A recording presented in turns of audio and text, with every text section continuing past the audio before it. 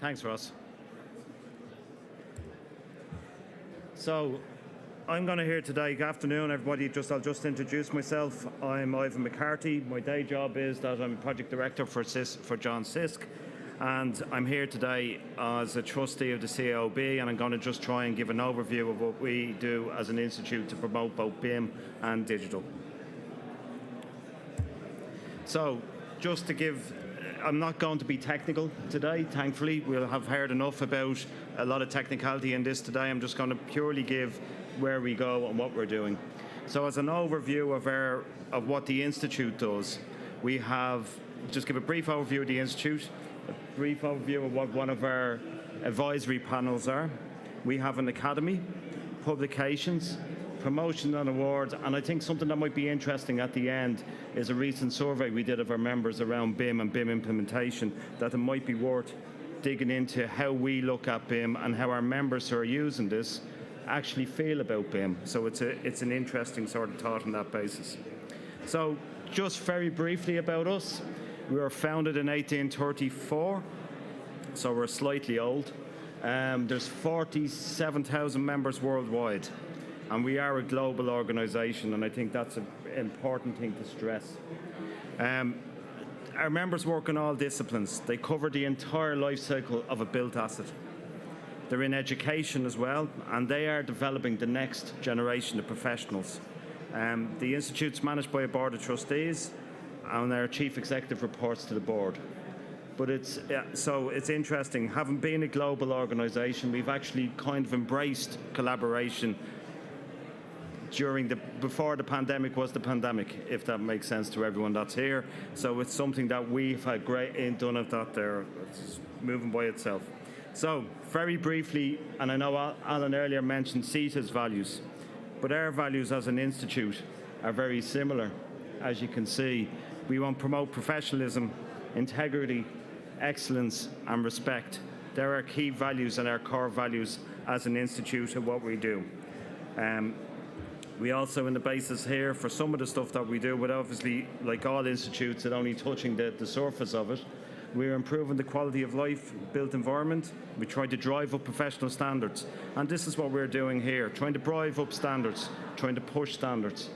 We're trying to influence political decisions, because a lot of what we do, and even a lot of what we're saying, what Alan was saying earlier, the BIM mandate, to get that mandate in, we need to influence political decisions to get that done.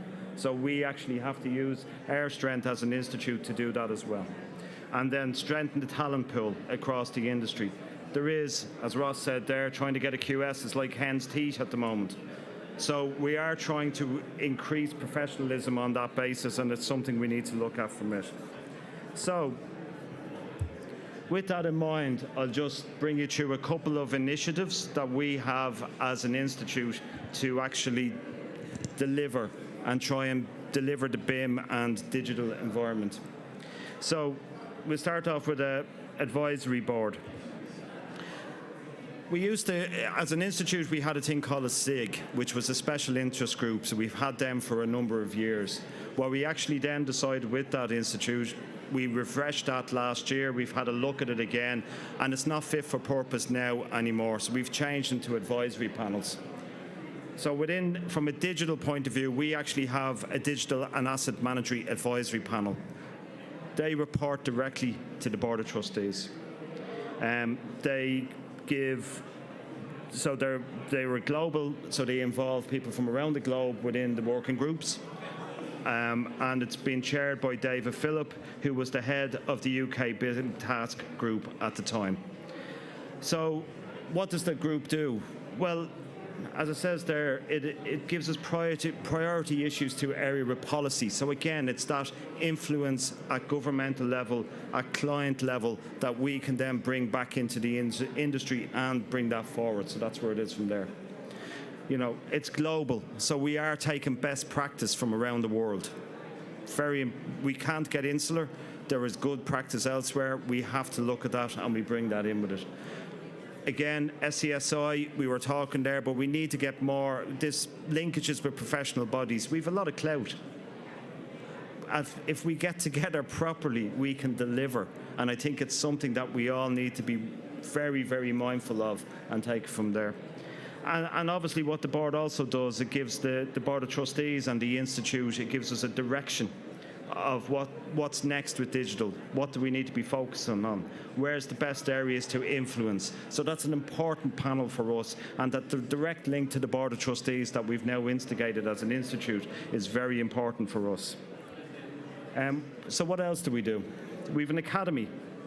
It does the gamut of training courses, from skills development, qualifications and membership, so people can upskill the professionalism, and in-house training for our training partners, our CBCs. We can partner with them to do that. Now what I've done here is I've taken a few of the BIM courses that we run. I haven't actually run from there, but we have a foundation course and BIM management course. They are available online. We also run MOOCs. They're online. So anyone around the world can actually access them and get some sort of foundation from it. Our CPD, which is something that we do as an institute, is free for our members. It's a member benefit. I really like the first one that's on that screen, which is from confused to comfortable. If we went outside this room, confused to comfortable would be a great way to promote BIM if we took it from there. But we give that as a member benefit to our members. That's CPD, that small bit from it. Again, it's upskilling our members. It's getting them within the right frame and getting that right discussion going on, because that's how we get influence and how we buy influence as we go forward. With publications, BIM Plus might be something that people might want to have a look at. Interestingly enough, given what Ross had said, what does good data look like in construction? I managed to pull that off the latest issue of BIM Plus. So there is a common thread that we are using here between the professions and it. It's a really good publication. You know, the articles on projects, which shows how we bring projects, technology, analysis, and the one I actually like the best is the explainers, because we do need to see how we explain what we are doing in a digital environment to make it user-friendly, to make it simple. And I'll go on to that. I'll talk about that a little later, is what I would go from there. But it's a really good publication. It is by CIOB, and I suggest it's something you might want to check out. Promotion and awards. Let's be honest. We're the worst industry ever to promote when we do something good, to promote when we do something right, to promote excellence. We really are. We do a lot of excellent work out there. We always end up focusing on the bad. We never focus on the good. And something that we have to change as a mindset, as an industry. Now, from a CIOB point of view, we have the CMYA Awards and we have our Digital Construction Awards. We recognise within our Construction Manager Year Awards, which we ran one in June, that it's now time to start putting a digital part within that event, because that will recognise how that is managed, because that is it's a process, it's that. Our awards for the CMYA, it doesn't recognise, it's not an award for the project. We've all seen the awards for the projects. There's loads of them out there. These are awards for individuals. These are for the people who deliver the projects. And it's important to recognise excellence when it's done there and promote excellence when it's there as well. Again, the Digital Construction Awards are done with BIM Plus, but we are celebrating pioneering projects, teams, individuals, and champion innovation. And they're starting to get some traction as well. But I think it's interesting. It's not something we do. And I do think maybe it's something we need to look at from a professional body point of view, of saying, this is good. This is what good looks like. This is what good aspires to. And these are the people who are doing it and promoting the people from that particular point of view. I take it from there. Just to move on, I mentioned a survey. We did a recent survey, and I've only taken 4 questions off the recent survey just to discuss here this evening. I've kept them very high level, and the results of them are very high level, but there's some interesting comments in relation to here that we might want to take away for all of us of how we embrace the digital environment and how we promote the digital environment that we're trying to do here.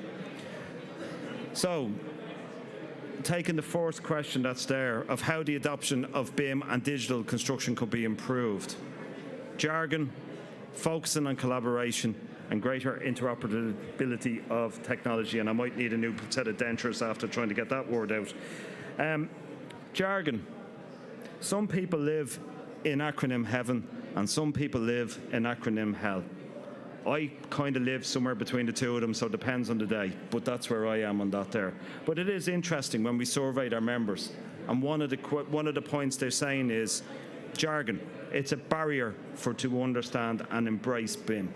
And it's something, Alan, I think when we're doing that framework going forward, the jargon element in it is something that we need to look at, I think, as a point on it. I mean, if you take it, you know, processes and technology are being updated on a regular basis. Every time we turn around, they're being updated. But we need to have conversations in BIM in human language, not tech talk. We need to even change the titles of some of our documents. If we can do that, it starts to get traction.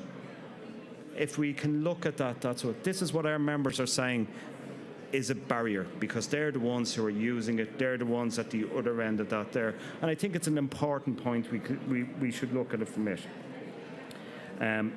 Collaboration. It's an interesting one. I heard Ross mention it earlier. Buildings only get built if there's collaboration. Stuff on the assets, you know, we've been doing collaboration since, God knows, is the best description for that. But we make collaboration in BIM sound like it's difficult.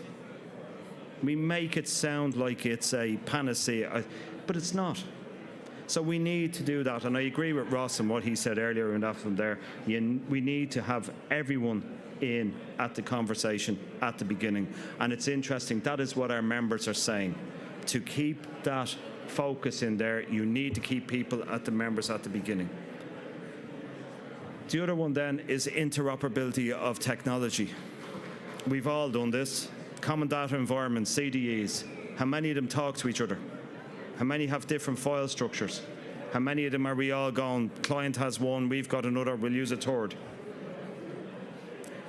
We're the users, and I know the technology people out there and the people selling software are going to love me for this one, as but our members are saying it's a barrier. We're trying to make this work, so we've got to figure that out, and it is something that I think that would become from there. So there was just, I thought it was an interesting, very simple one from it. I have a couple of more from the presentation that I thought might be worth to throw out there and see what people think and what our members are saying about it. This one is to do with clients. Is BIM being driven by clients? It's an interesting stat there, but 50%, so when this survey came out, 50% came back, said there's only a quarter of their clients pushing BIM. That's a very low number. And those who are pushing it for a tick box, or they're not doing it correctly. So we need to educate clients. And I know there's studies out there, but we need to pull them together. We need to make them simple. We need to bring something on it from that. That is what the message we are getting back from our members. You know, it's, do they understand what they're looking for? Do we understand? I've seen jobs we've given BIM models on. There's no asset management on that. We do a safety file that's separate. We spend half the life then answering questions for the next 2 years of where it is in the safety file. But that's what our members are coming back to us are saying. If we're going to use it right. But educate our clients how to do it if we're doing it. Because we seem to be the ones, our members are the ones driving this. Our clients also need to drive this. And I know that's a very panacea element, but it is something I think that it is there. But again, it goes back to simplifying it, to make it simple for people to understand, and then it can be driven. And I think that's where that's what's coming. Supply chain and client base. Interestingly enough, our members are saying that they're not happy with what some of our supply chain doing. Is it likely to be they either haven't the level of maturity, or we haven't got the right data, or we haven't got something? So we need to have a look at that. Again, are we asking the right questions? ISO 19650 is going to be the next one. You know, if you look at that, the onus is on the appointee, on the appointer, and we need to look and see how that's going to be done. There's going to have to see how we deal with that. So there's more processes. We have to, again, if we're going to achieve what we're supposed to achieve and get this out there, we've got to figure out how to work it. Golden thread. I was a little bit more happier with the answer on the golden thread, but I still don't think it's right. And it still means that we have a lot to do. But if we take it there's about 60% of our members who responded are saying they've either prepared or they've made some preparations. Interestingly enough, as an aside, we actually have a conference or a webinar next Wednesday or Thursday on the golden thread and its legacy. That's something from that there. So we as an institute are now recognising that there's more for us to do for our members to effect on the golden thread. And it's something from there. But again, that figure is too low at 60%. It's actually 8% and 51% think we are there. So there's a lot of work to be done on the golden thread. There's a lot of work to be done on why it needs to be there. And I think that's what we need to be saying. It's not just how we do it, it's why we do it. I think there's a bit of don't prescribe this as how, tell us why. I'll move on to the last slide within the survey. And this is an interesting one. And I've taken it away from a BIM perspective and brought it back to a career perspective. But if you look on both of those slides, we're in a position where adopting BIM and new technology and showcasing new technologies are in the bottom three. We have a fantastic opportunity with implementing BIM and digital. EDI, for example, absolutely screams out there that that is something we should be promoting. It'll bring new talent into this industry. And from a professional point of view, I actually thought that was shows what we think of how to attract people into our industry and the digital and what we're trying to do for a digital transformation. That's such a low figure. And the opportunity is in there that we should be looking. And this is from us from a CIOB point of view, that we need to make sure, and from an industry point of view, that that figure is higher. The next time we run that survey, that figure should be up the top. Exactly. And it just shows you where people's heads at, who are actually implementing this at the time. So we need to make sure we're promoting properly. We need to make sure we're developing properly. The next part of our industry is our young talent that's coming through, and if we don't bring them along and we've got a problem with our industry, and that's something from a professional point of view. So it was a bit of a whistle-stop tour, and I'm sorry if that was the case. But in very, very simple terms, as an so from a CIOB point of view, I've only touched on 3 or 4 elements there that we, as an institute, are doing to promote the digital environment, to promote BIM. But we're actively doing it. We're actively bringing this on. I think we need greater collaboration with the other professional bodies, and I think if we get that other collaboration with that professional bodies, we can do an awful lot more in promoting this digital environment. And I think if we can get into the conversation of some of the stuff that Alan was saying there as well earlier, I think we can do that too. I think we can make a lot on it. But again, I would take a few things. We need to start celebrating successes. I really think that brings it on. We need to be promoting BIM and digital to a younger generation, that construction is not just we're all out in the field getting wet. We need to change that, and that's what's coming through from our members. So there's very simple messages, but very simple messages that's there, and jargon. 3 messages that I would take as a summary from here. Jargon drives us all, and looking at people down there nodding, I can see where it is from that. So that's it. Thank you very much.